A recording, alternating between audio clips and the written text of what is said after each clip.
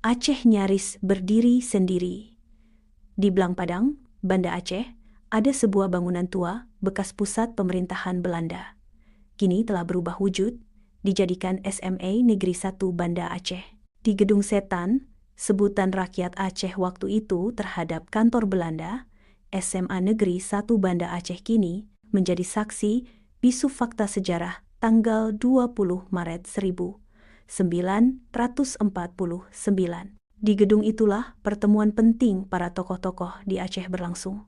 Salah satunya Abu Krueng Kaleh. Pertemuan itu membahas isi sebuah surat tertanggal 17 Maret 1949 yang dikirim Wali Negara Sumatera Timur, Dr. Teungku Mansur ke Aceh. Saat itu, Aceh merupakan provinsi yang dipimpin seorang gubernur militer dan sipil yang membawahi wilayah Aceh, Langkat, dan Tanah Karo. Dan surat itu berisi undangan kepada Muhammad Daud Baurewe selaku gubernur militer Aceh untuk menghadiri rapat yang diberi nama Muktamar Sumatera untuk membahas pembentukan Negara Republik Federasi Sumatera. Padahal, Muktamar Sumatera itu merupakan gagasan terselubung dari politiknya Gubernur Hindia Belanda Van Mook untuk memecah belah wilayah Indonesia yang sudah memproklamirkan kemerdekaannya bisa bubar. Van Mook melakukan itu karena seluruh wilayah di Indonesia saat itu telah berhasil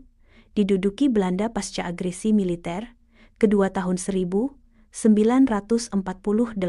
Pemerintah Darurat Republik Indonesia, PDRI, di bawah kepemimpinan Syahruddin Prawiranegara yang dibentuk atas perintah Soekarno, akhirnya harus pindah-pindah, yakni ke Yogyakarta, Bukit Tinggi, dan Aceh. Karena kala itu ibu kota RI di Jakarta telah diduduki Belanda serta sejumlah tokoh nasional dan termasuk Soekarno telah berhasil ditawan Belanda. Hanya Aceh, satu-satunya yang sepanjang Perang Revolusi Fisik 1945-1949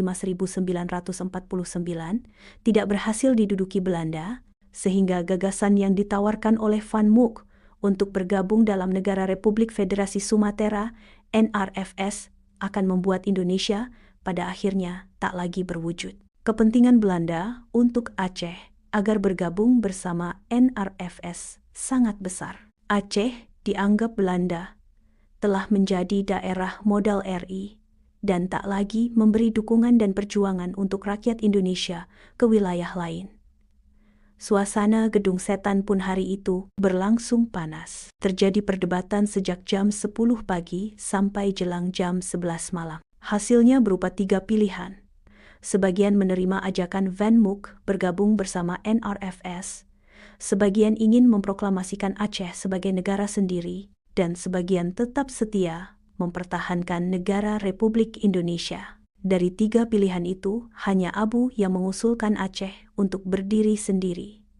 Berbagai pertimbangan Abu uraikan. Menurutnya, roda pemerintahan Republik Indonesia sudah lumpuh. Secara de facto, wilayah RI sudah kembali diduduki Belanda, kecuali Aceh.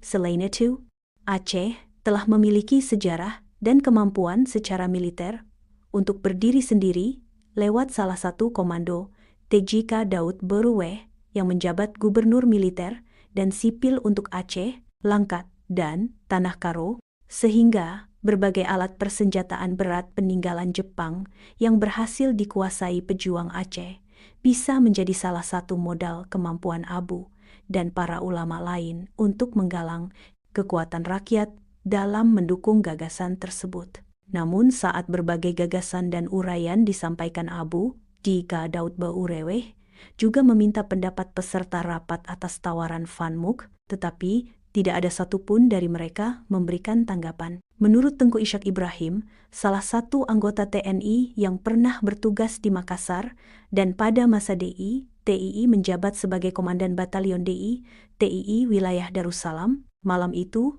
TJK Daud Baurewe akhirnya menanyakan tanggapan ke Abu tentang tawaran Van Mook. Melihat kondisi awal kemerdekaan menjadi alasan bahwa mengharamkan umat Islam keluar dari ketaatan pemimpin jika sudah terpilih atau diakui secara mayoritas, walaupun pemimpin itu fasik atau jahat, selama ia tidak mengharamkan umat untuk mengerjakan sholat dan farzu lainnya. Maka menurut pemahaman Sunni, pemimpin itu harus tetap ditaati, walau boleh dibenci. Lain halnya saat Indonesia pasca agresi militer, di mana pemerintah HRI sudah lumpuh dan tak bisa lagi berjalan sebagaimana mestinya.